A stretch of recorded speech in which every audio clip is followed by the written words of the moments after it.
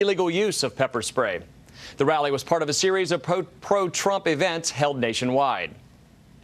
A large system of dangerous storms moving across several states in the southeast overnight into Saturday. One church in Louisiana was destroyed by an apparent tornado. Luckily, there were no injuries. Weather forecasters say it will be a busy week for severe storms, with some expected Sunday in Texas, Oklahoma, and Arkansas. I'm Robert Gray. Now back to Justice with Judge Jeanine.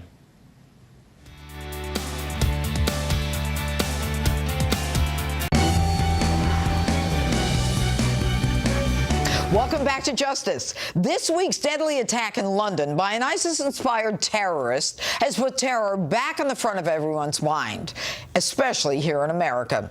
Joining me now to talk about that and more, Deputy Assistant to President Trump, Dr. Sebastian Gorka.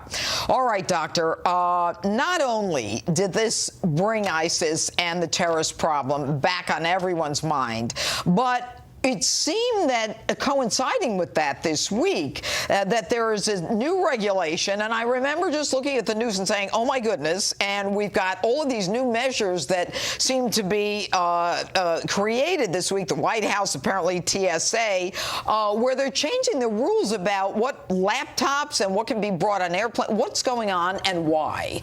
Right. So, Judge, it's not specific intelligence, but the president, because his primary responsibility is to the safety of Americans, has said that we have certain information regarding certain airports in the Middle East, plus also Turkey and the Gulf, where you are no longer allowed to take larger electronics onto the cabin with you. They have to be checked. We're not going to go into the details of what exactly we know and potential plots, but the fact is that there is always the catch-up game. So good counterterrorism is not reactive, it's preventative. Look at the last 16 years from 9/11. First, it's box cutters and mace. Then it goes to what? It goes to shoes, right? A month later, then it goes to the liquid bomb plot in 06. Remember the printer cartridge? It's always, can we out-imagine the terrorists? And now we're closing the gate before the attack. I love that. I love the fact that we are being almost preemptive, as opposed to figuring out or getting hit with something like it's a shoe bomber or this one or that one. But the intelligence that we get, you know, Americans, I don't think, really comprehend what we do in the Middle East, what, you know, CIA and what some of our covert operators are doing over there to find this stuff out, and how much danger they're in every day to get the information that they're getting.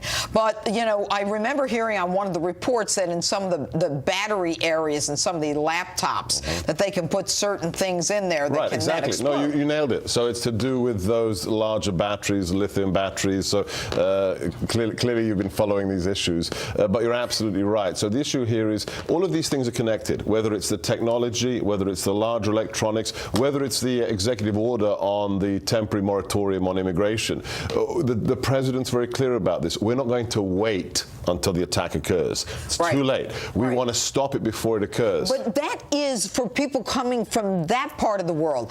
It's not for us. It's not for people leaving from JFK and O'Hare, LAX. It's people coming here.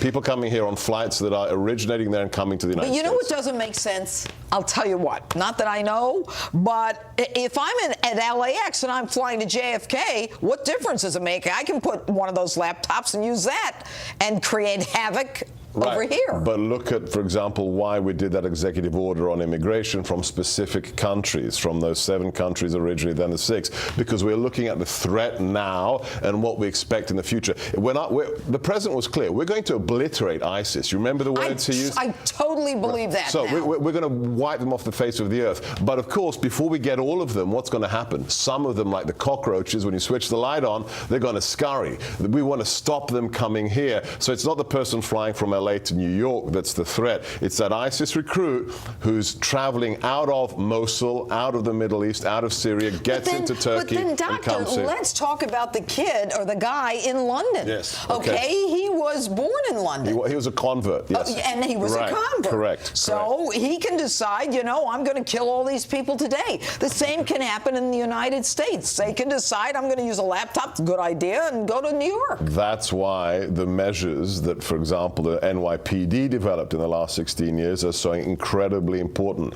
In America, the primary source of this kind of intelligence is human intelligence.